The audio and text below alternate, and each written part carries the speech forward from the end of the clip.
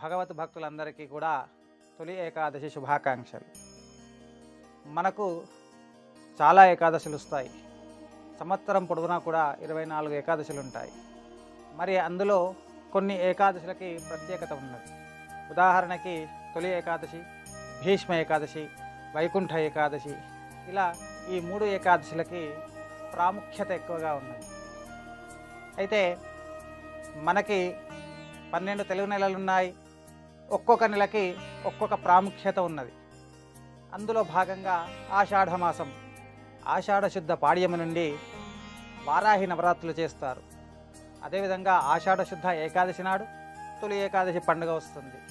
ఆ తర్వాత ఆషాఢ శుద్ధ పౌర్ణమి నాడు గురు పౌర్ణమి. ఇలా ఈ ఆషాఢ మాసంలో బోనాల పండుగలు వస్తాయి.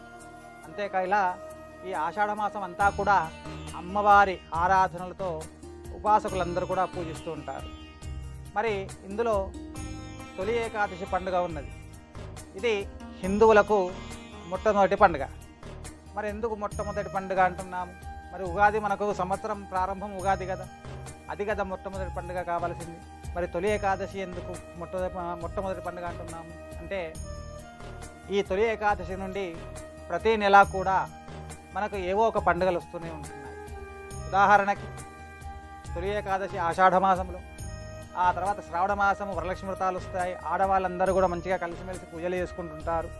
అదేవిధంగా శ్రావణ పౌర్ణమి, రాఖీ పండుగలు, అన్నా చెల్లెలు, అక్క తమ్ముళ్ళు ఎంతో ఉత్సాహంగా జరుపుకునే పండుగ అది. ఇలా ప్రతి నెల కూడా ఏవో ఒక పండుగలు వస్తున్నాయి. కాబట్టి ఈ తొలి ఏకాదశిని మనం మొదటి పండుగగా చెప్పుకుంటున్నాం.